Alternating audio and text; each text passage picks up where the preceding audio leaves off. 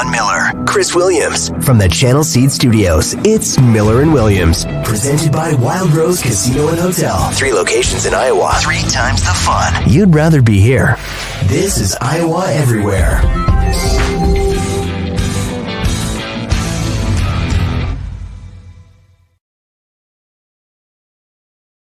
And hello, welcome to a live installment of Miller and Williams here on Iowa Everywhere.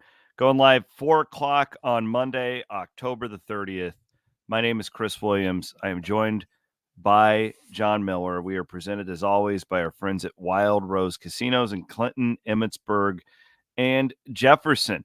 We're in the Channel Seed Studios and reacting to a breaking news story on Monday afternoon. Started to get rumblings of this actually at the end of Two Guys Named Chris today, but obviously wasn't anything we could comment on at that point. Didn't know enough. The news comes out via the University of Iowa that Brian Ferentz will not be back as the offensive coordinator next year. Went as far as to say he will not be with the program next year via the interim athletics director, Beth Getz. She's still on an interim tag, so we'll still say that, even though I think we all kind of expect her to be the next full-time athletics director at Iowa. I wanted to bring in Jon Miller. We usually record on Tuesday nights, but it's like, let's get after it here. Jon's been around the Ferentz program since the absolute beginning. He knows the ins and outs of all of this. And I guess, Jon, what do you think, first of all, about the timing of this? It's not a shock to any of us that Brian Ferentz won't be back. What do you think about doing this the Monday? You know, you had a bye week last week. I guess, what do you think about everything that's played out? Well, I think what has happened today is this is like tectonic movements within the Iowa athletic department. I think there's a lot of things that happened today that maybe weren't explicitly said in the statement, but you can read into them without seeming like you're wearing a tinfoil hat, in my opinion. Of course, nobody thinks they're a tinfoil hat wearer. But I would say that you're right. Beth Getz is still technically the interim athletic director. But after reading this statement and weighing the gravity of this move, she knows she's going to be the permanent athletic director. There's no doubt. An interim athletic director does not get to swing a stick like this. We said as much on this program that she's an interim athletic director. There's no way she can do X, Y, Z. Well, I think there is. She clearly did. And I think it means it's fait accompli. She is going to be the athletic director. And frankly, one of the first things I thought of today when I saw this, somebody started texting me that I haven't heard from him in years, said, "Hey, I hear that Brian Ferentz is going to be resigning." I'm like, yeah, I just went back to doing what I'm doing. Then my buddy Billy Love shoots me a text and he starts hearing it. I'm like, okay, Billy Love says it. I'm going to pay a little more attention. Then bam, you text me out of the blue saying, "Hey, we got to do a podcast." I'm like, okay, this is legit. So this is something I think that we can read from the tea leaves. And I think just going through this a little bit might be helpful. One of the quotes from Beth Getz to the first paragraph of the release: "Anyone who loves Iowa football recognizes both the success and challenges that have brought attention to our program this season." Right here. "Our struggles on offense, coupled with the offensive coordinator's contract, make this a unique situation." Now, A, that's a mouthful. B, dude, that's a mouthful. Mm-hmm. That is a lot.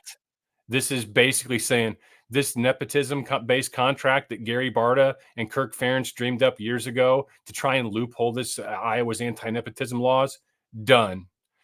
Keith Murphy allegedly saying on the radio, now this is from somebody that I know personally. I've met him face-to-face and have followed him through the years on Twitter. Hawk from Norwalk. I know that sounds weird. Hawk from Norwalk says, but I trust him saying that he heard Keith Murphy say on the radio this afternoon that, I'm going to say what he said. Keith Murphy apparently said on the radio today that this was not a voluntary decision and Brian was removed without Kirk's approval.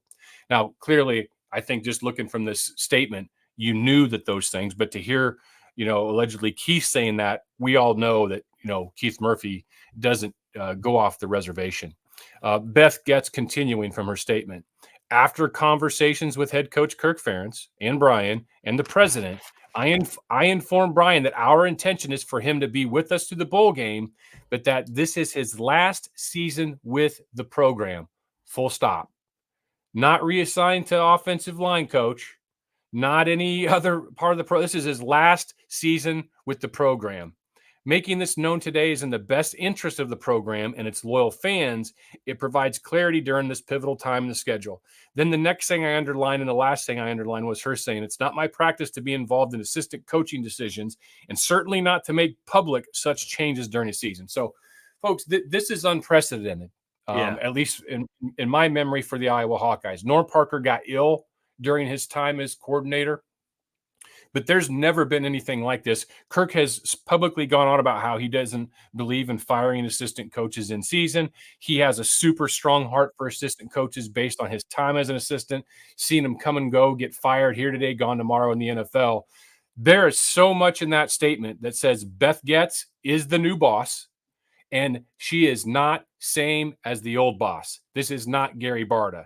This is someone, I think, that has vision, that plays chess, because Chris, just last week in that 4,000 word thing that I wrote, I said that there's 3 scenarios for how all this plays out as I see it. 1, Kirk Ferentz resigns after the season, makes it clean. He and Brian leave, no harm done. 2, Kirk's desire is to stay, and Beth gets his name permanent AD. She does not offer Brian a new contract. Kirk tells Beth that he wants Brian to remain as OC, and Beth respectfully declines his invitation, and Kirk resigns. I said this is the cleanest and easiest route, but I would just prefer Kirk resigning. So I said back in May in something I wrote on jontificate.com, which I write from time to time, I said, I believe this will be Kirk's last season, regardless of what happens this year. He has a team capable of winning the West, returning to Indy. If that happens, a good note to go out on. If it doesn't happen and say the offense sputters again, he's not going to stick around if his son gets the axe, and Iowa will also be hiring a new AD in 2024. So again, dude, I've gotten so many things wrong in my career, and there've been other times where I thought it was Kirk's last go around. I think that what we've seen today, and also me believing that this is not something that Kirk Ferentz wanted to have happen, but that Beth Goetz made happen since Brian reports to the AD. I think this is it for Kirk. Wow. And as an Iowa fan, I'm excited for having a Barry Alvarez type AD, someone that's willing to be bold and make the move that other people, Gary Barta, were unable to do. Let me follow. So now that we know your opinion on that, that was one of my first questions. What if it's not? So what? Because what does his contract go through? Right? Like many years. Yeah, 4 or 5 more years. So, because let me paint a couple of different pictures here. One, Kirk stays. It feels to me like there's a reason why when a coach gets hired somewhere at the beginning that their recruiting rankings will rise above the guy who had just been fired, because you're selling hope. You have, you can go in and you can just sell your vision. There's no results tied to it. The question I would have is, or the point I would make, but by doing this, you're able to sell hope to people in the portal, right? That change is being made. Look, we fired the offensive coordinator. I guess, again, let's just talk in hypotheticals here.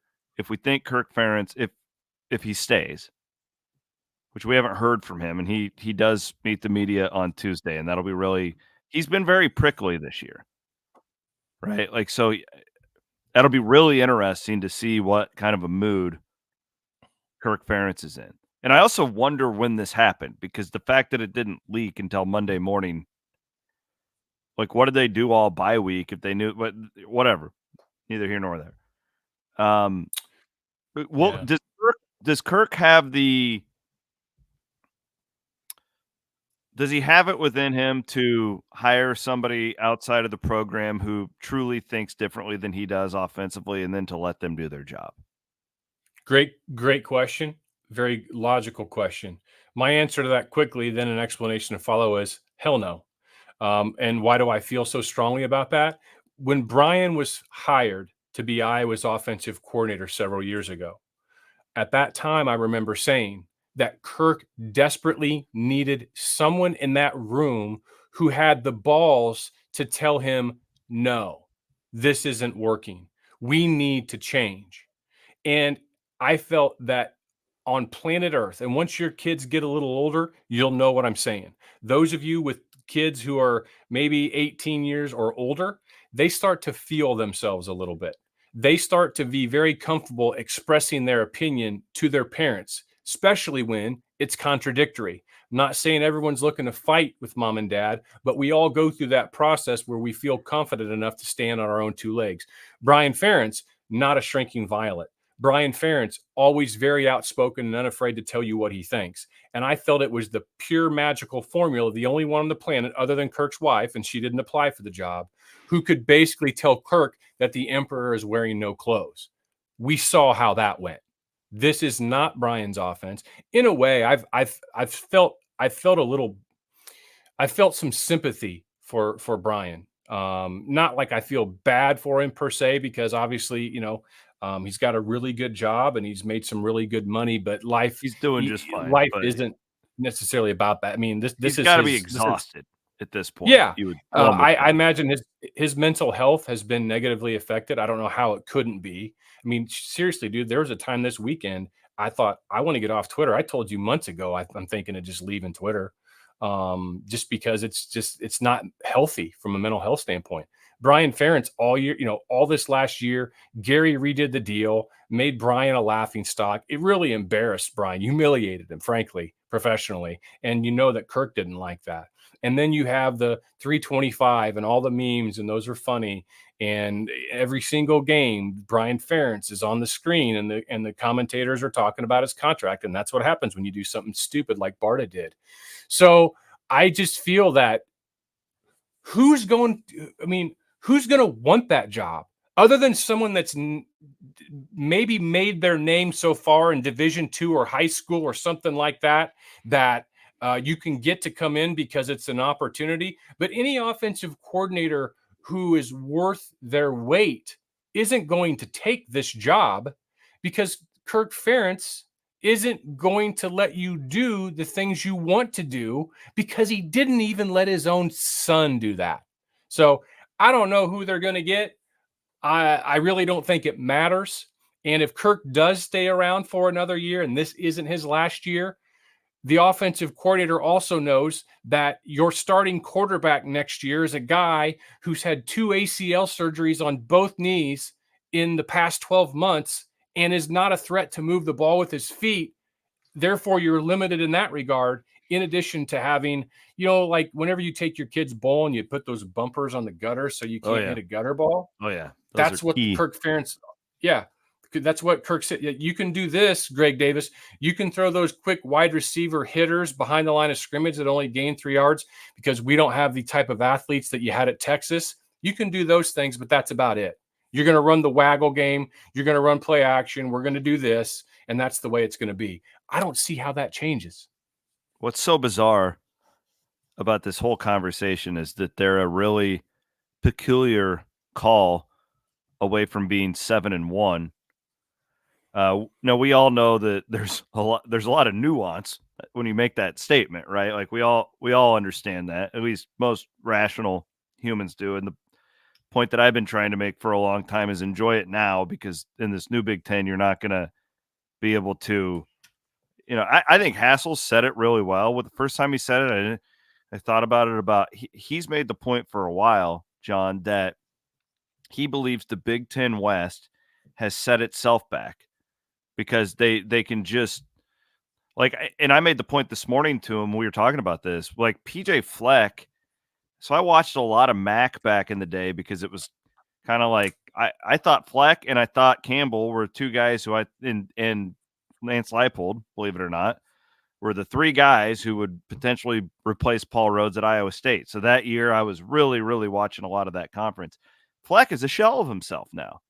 Now, he's still cocky and arrogant and does the whole thing, a little chihuahua. He's up biting. Football-wise, though, he's a completely different guy. Hassel's point is that this division and these teams have kind of done it to themselves. And when you blow that whole thing up, not completely, Iowa still has its protected rivals, which is a benefit to them.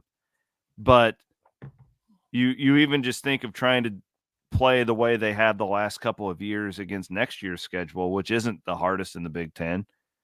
But you're looking at, instead of like, oh yeah, our floor is 8-4, where it's like, man, maybe, 6-6 type deal. And it just, when you look at how this is, like, I just don't know how they can keep going in this direction. And that we're getting a little bit of heat. Somebody says, guys, they hired Greg Davis. What are you even talking about? Like, he's meaning that he went outside. John, you know that situation. Greg Davis wasn't stepping up and telling Kirk Ferentz to shut up in a meeting, right? No, never. That's the point we're making, happen. Guys. You bring in yes men. That's the point. That's the whole point.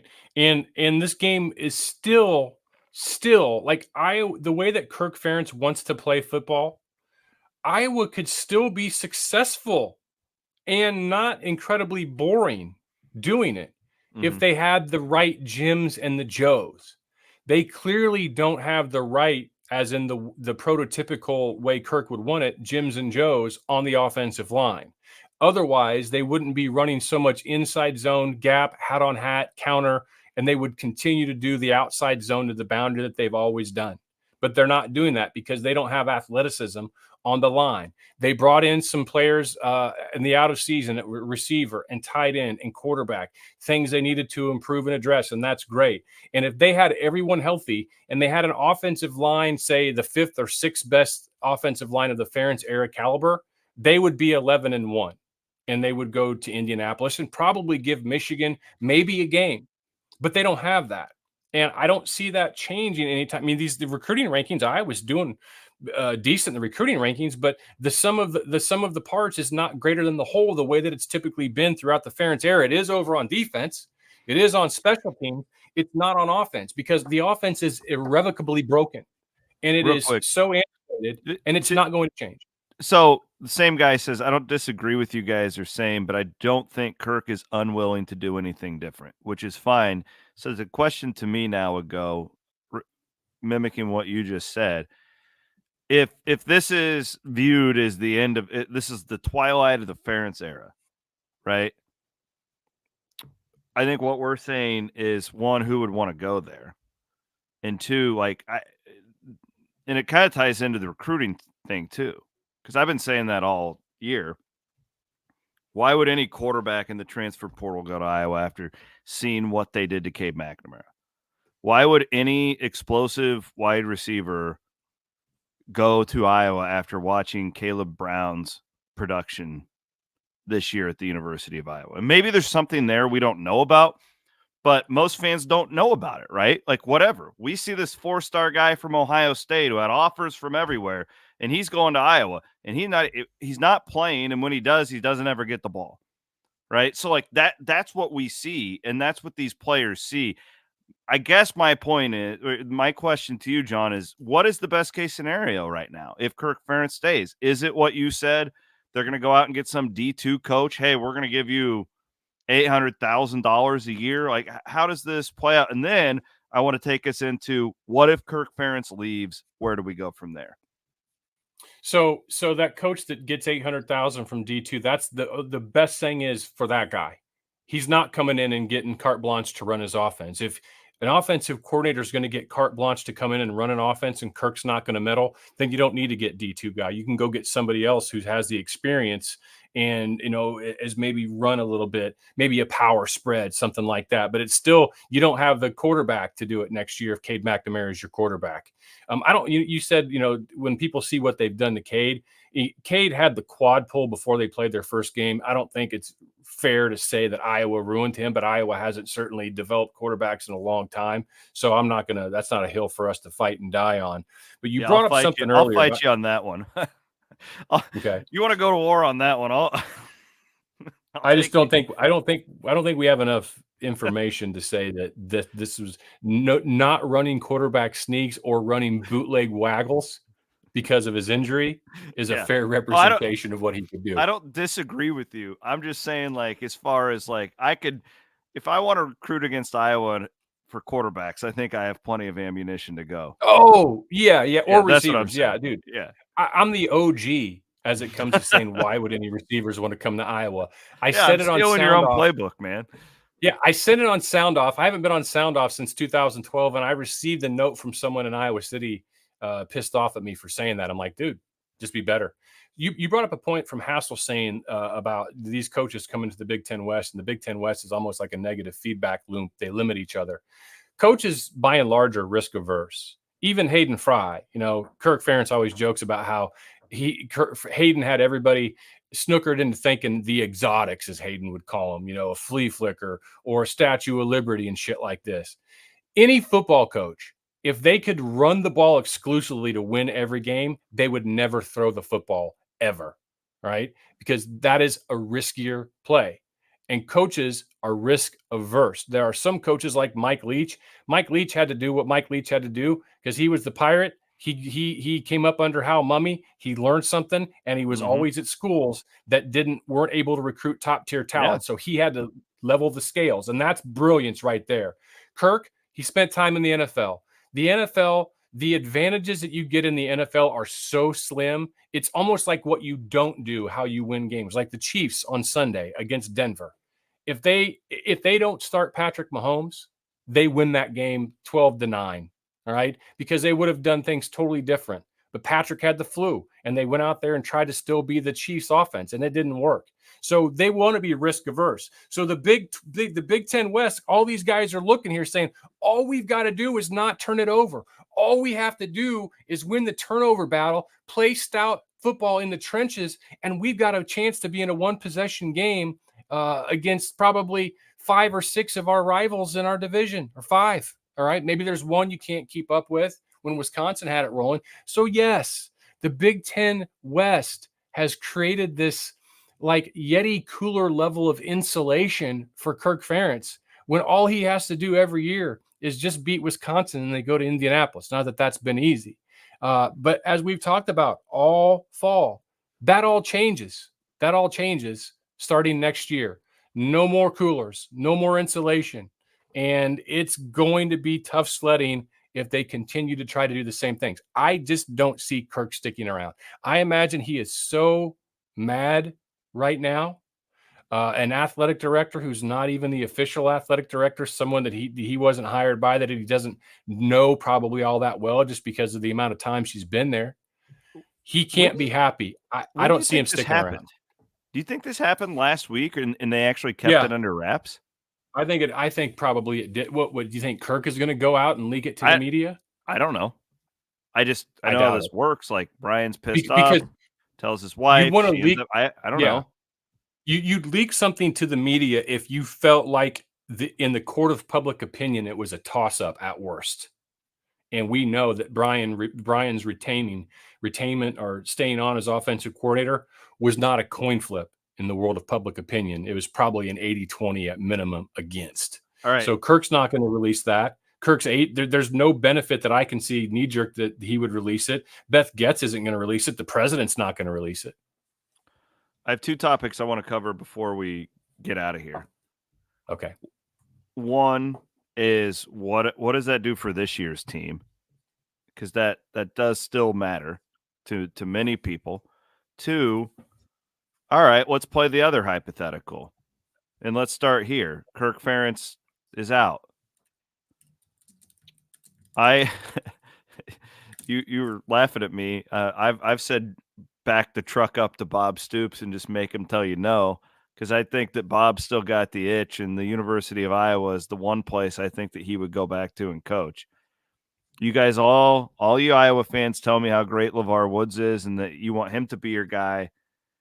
I would challenge and only say this, and nothing against Coach Woods, but he's not a Hagen guy. He is a Kirk Ferentz guy. Do you want to replace from within? Which maybe you do. I don't know. What are you thinking right now, John? What would you want to see if Kirk Ferentz leaves?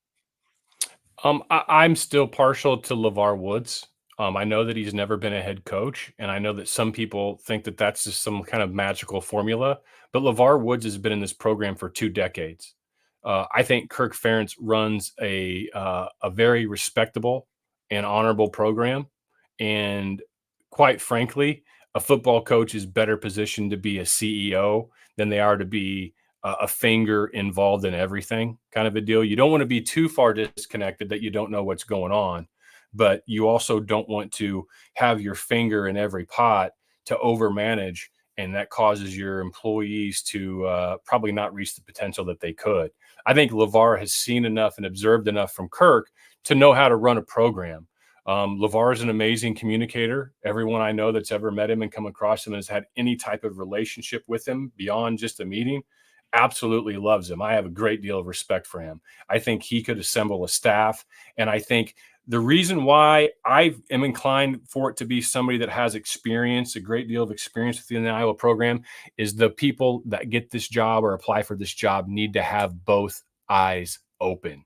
This is not like you're coming into Penn State or Michigan or Ohio State or Texas or Oklahoma or any of the other blue bloods where you know that anybody that comes in is going to recruit top 25 level minimum year in, year out. That is not this job. This is a job that will continue to still be something that has to be built from the line of scrimmage out. If you don't have an offensive line that can consistently impose its will on the opponent, and if you don't have a defensive line that can stop the run with its front four to front six, you're in trouble, because those are the types of players that you are realistically going to be able to repeatedly recruit year in, year out from the talent base in your geographic footprint. As you know, there's no oceans near Iowa. Iowa skill position players, while not impossible to find, there are more commonly Iowa linebackers, Iowa defensive linemen, and Iowa offensive linemen. And I think that you still can be successful with a more power lean program, but you just need to mix in a quarterback that can run with the ball. I'm not saying like old Nebraska Veer where the quarterback's running 100 yards a game. I'm saying extend a few drives with your legs, like watching Brock Purdy with San Francisco. He's not going to be out there and running every time, but he can extend drives with his legs. That's what you need. You need your quarterback to be able to do that 2 or 3 times a game. You just want him to join the current decade. Yes, Iowa hasn't had that since 2006 and C.J. Beathard. We're coming up on a decade for that. The game's changed a lot.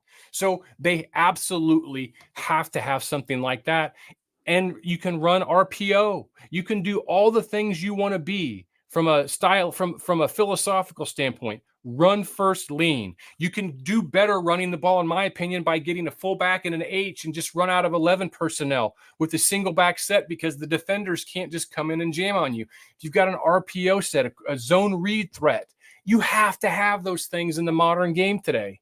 You can't be an anachronism like Iowa football has been these last couple of years. You can't do it anymore, and you will not be able to do it in the future Big Ten and have a chance ever to make it to the Big Ten championship game. And frankly, like I think I said this, I'm 52 years old. I don't know that I'll live to see Iowa in a Big Ten championship game again if they don't do it this year. Really, it's quick, a tough conference. I want to have this conversation. So this name keeps getting brought up as Chris Kleiman down at Kansas State. There are connections. There's connections there. And I would challenge this thinking, and I have no idea what Kleiman would do. So he's making $5.5 million a year through 2023. So he's got a lot of 2033, 2030. I'm sorry, 2030. Okay, yeah, 2030.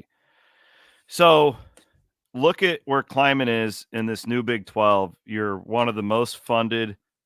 You're probably a top 2 or 3 program in the new Big 12, year in, year out. You have direct access to the playoff. If you're a guy like that, John, would you rather be in a job like that or come to one of these middle pack Big Ten jobs with the challenges that you're talking about? It's interesting because Iowa could pay him more. Like if it's just about money, then yeah, you're going to go to the Big Ten or the SEC. I do think because he's got it rolling there, right? Like Kleiman does. Like they should be. I mean, they should be preseason top 3 in the Big 12 for the next 5 years, I would think, with the way he's recruiting. And they've got great NIL there. You know, they just got that Avery Johnson kid over all those SEC programs. He wanted to stay home. They're doing. What do you think about that? I think it's interesting. I think it'll depend on the guy. I think a guy like Matt Campbell would probably stay, as he's proven to do over the years. But some guys would jump at that. What do you think of that exact scenario? So it just so happens that I have some intel on this. All right? And I need to be very, very careful here. So someone that I know extremely well, like I talk to this person on a daily basis and have for the past 5 years, right? This is someone I know. This is someone who's like family to me. This person is very well connected with the Kansas State football program. At one point in time this summer, this person, along with 5 other people, were hanging out at someone's house in a basement, cocktails, with Kleiman, the AD. I think it's Gene Taylor, right? My friend, Yes, former and Iowa. 4 or 5 other guys. Less than 10 people. They were together for hours. These conversations came up. I don't expect Kleiman to be in coaching beyond the duration of his current Kansas State contract. I think he doesn't want to be a lifer. He will have stacked $35 million in earnings, even if they don't redo the deal. And I think he's done. So I think anybody saying Chris Kleiman, and I get why everyone's saying that. He's an Iowa guy, have those connections. It was a name that I had on my list up until this summer, and I heard that conversation. I don't think that he should be on your list unless you like disappointment. The last thing I would say on Woods, and again, I don't know him. He's clearly done a really good job with what he does. He's a great recruiter. Iowa special teams are always among the tops in the country. I would challenge Iowa fans going into a new era of college football, which is what we're doing, that you are at the big boy table. And just hiring LeVar would have been a really strong move, no doubt, at any point in Iowa football history. My challenge would be, at the very least, you have to look outside and see what you can get. I mean, John, we're talking about a TV contract. We're going to be making $100 million a year. You have all the resources you need. You can compete. You're the elite of the elite. It's the Big Ten and it's the SEC, and then there's everybody else. See what's out there. Like, let the agents do some work. Like, why wouldn't you try Stoops? It's not Pat. Stoops isn't that old. He's in his 60s. Will you bring Bob Stoops in? You get your pick of the litter, offensive coordinator. Oh, that's who I want for my defensive coordinator. Boom, got him. You probably keep Parker if you keep Stoops. I'm not just hanging on him, but my point is, like, I think Iowa fans will often undersell their spot going forward. You are the rich of the rich. You sell out your stadium every week.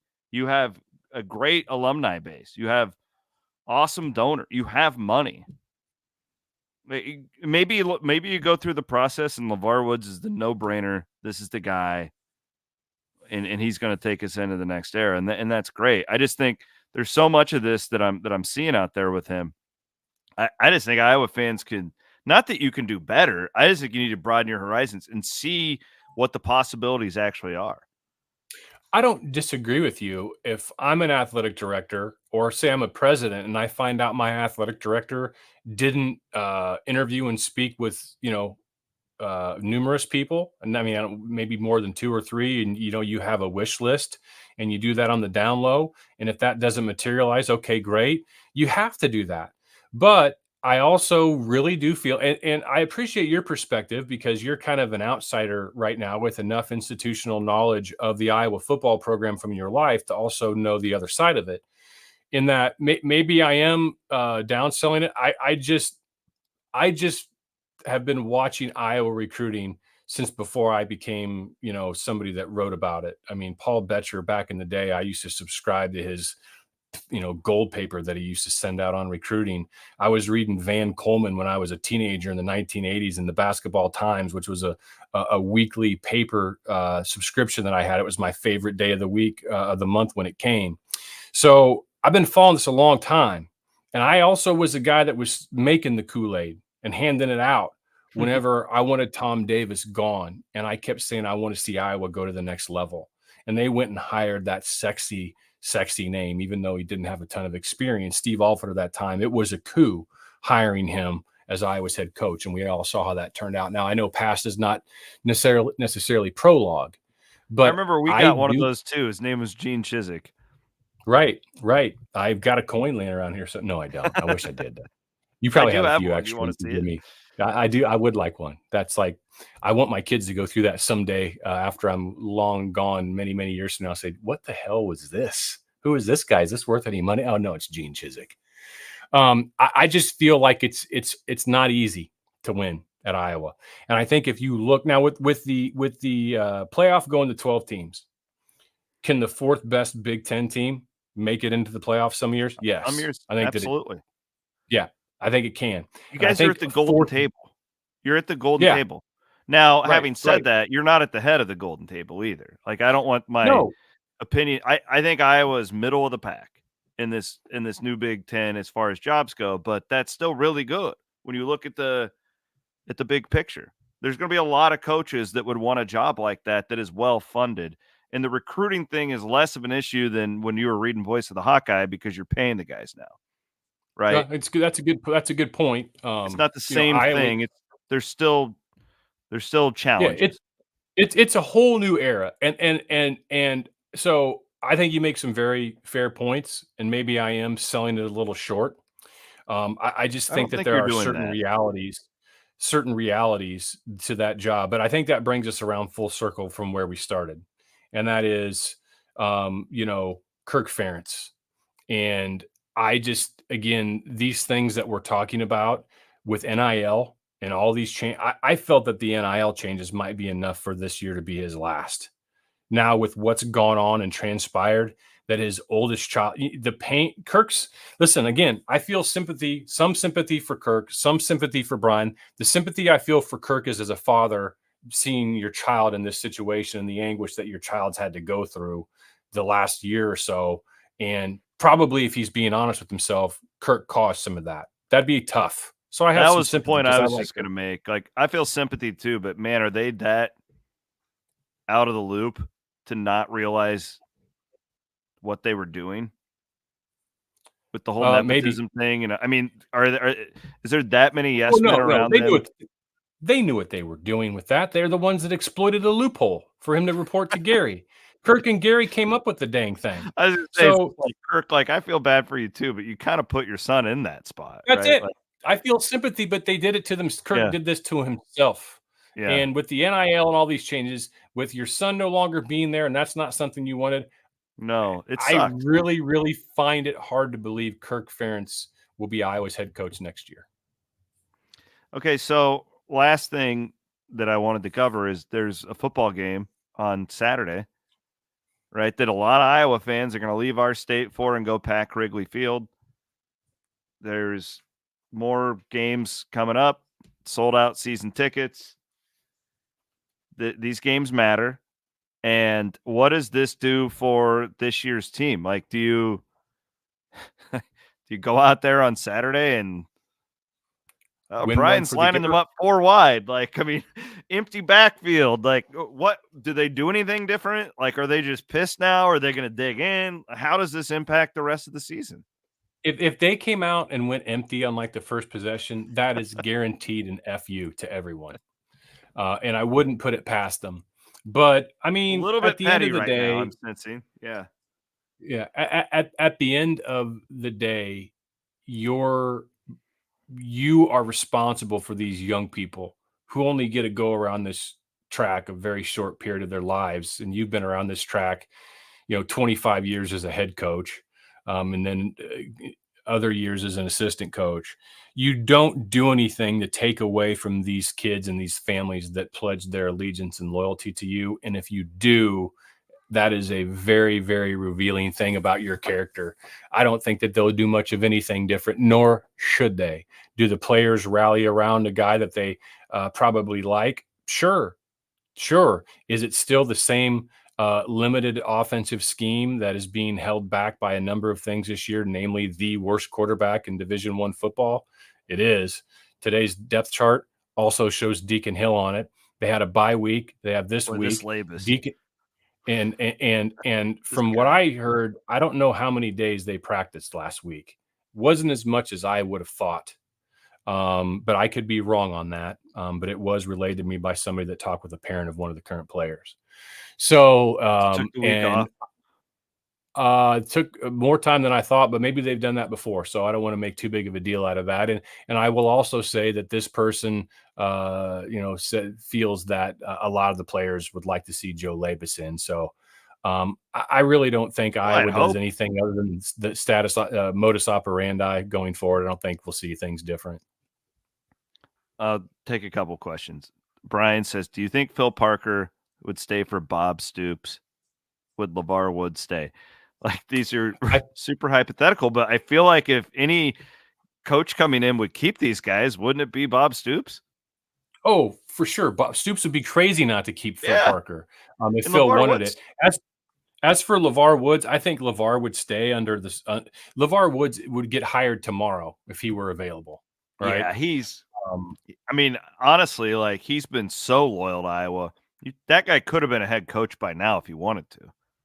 He could have. He could go make a lot more money in the NFL coaching special teams too. He could get a hire anywhere. He could be a MAC coach next year if he wanted to be. I bet he could. Or he could go make more money than he could being a MAC head coach, being Nick Saban's special teams coordinator. Yeah. I mean, so I think would be a deal with him. If he's pissed off on how this goes, he could just say, "Screw it. I've given you all this loyalty." He may not want to stick around for another regime. Maybe, but I think LeVar would stay under the circumstance that, like, Stoops is the head coach. It's a 3-year deal, and LeVar Woods is the head coach in waiting, something like that. Otherwise, I don't think so. I'm sorry, I got the Stoops stuff brought back up. I just, like, to me, it's such a no-brainer. If, like, you're going into this new era where do you want to keep competing with Purdue in Illinois, in Minnesota? No. Iowa fans want to compete with you guys, right? Going into this new era, I'm asking Iowa fans, you want to go to playoffs and stuff, right? That's your goal. If you hire Bob Stoops, it automatically puts you in that conversation because of the man's track record. He's an Iowa guy. Maybe he'll say no, and he very well might. If he was willing to do it, and I knew we'd get 3 or 4 years out of him, I'd sign up for it. All right, I'd sign up for it because I then think, yeah, but LeVar Woods is older right now than Kirk Ferentz was the day Kirk Ferentz got the job in Iowa City by 2 years. And I know that he doesn't have head coaching experience. Kirk Ferentz's head coaching experience was at Maine. Do you think you think Kirk Ferentz was more prepared, or LeVar Woods having been underneath Kirk Ferentz? Yes, Kirk Ferentz was an assistant coach under Bill Belichick and some others, but LeVar Woods gets the benefit of that. It's like the reverse STD, all right? If you sleep with this person, you're sleeping with everybody else that they've ever slept with. Same for LeVar. LeVar Woods is tapped into, Bill Belichick's zeitgeist because he's been around Kirk Ferentz for 2 decades. I will say this, from a totally different animal, basketball to football, but I'm seeing firsthand what you're talking about in Ames. The fact that Otzelberger had been there for 15 years as an assistant. Now, he had some head coaching experience before he got to Iowa State, but the benefits of that are, where all the skeletons are. Oh, I need, you have political chess moves you can make with, I need the president to help me here. I need this booster over there. You know what I mean? Like, there's all sorts of stuff that it's really good, like, compared to going into a job blind, which neither of the guys we're talking about would be blind. Right. But do you think TJ is better equipped for success now, having been the coach at UNLV, or do you think he could have gone right in to be Iowa State's assistant coach? I think that he could have won, but he's considerably more set up for success now because he made mistakes at South Dakota State and UNLV as a head coach that he learned from. I think he would have been okay, but man, like, I would also make the point, following that guy is really hard. Following Fred Hoiberg it was going to be brutal for anybody. I don't know. Is following Kirk Ferentz like the greatest coach in the history of Iowa, or is it a deal where the floor is so high because of what that guy's done that you're just in a much better spot? I don't know. Right. That's a good point. I think we may be able to agree with this, is that when the day comes, whether it's in January or next year, whenever, that Iowa is looking to hire a new coach, I don't think there will be a lack of interest in the job. You sell out every game every year. Your fan support is legendary for traveling. They're very loyal. It is a great and rabid fan base. They're also very patient. You can look at Kirk's track record. They have only had 2 coaches in the last 40 some years, only a few athletic directors, et cetera, et cetera. You have, state-of-the-art facilities everywhere you turn around and look. So it is a really attractive job that probably will pay somebody. Maybe you get the hometown discount with LeVar, but you're probably paying someone $6 to $7 million a year. Yeah, there won't be a lack of interest in this job. Scott Frost is available. Need not apply. Thank you, brother. I appreciate you you taking time out of your day to do this, but I knew we needed to get out in front of this, and it's your day too. Well, it's true. Thank you for letting me share these airways with you and rehabilitating my name within the Iowa State fan base. I mean, the lack of hate that I receive from Iowa State fans on a daily basis is noticeable. Is little Gracie coming up to Ames for the big game this week? No, I'm taking little Gracie to Dallas on Friday, and she and I are going to the Queen concert.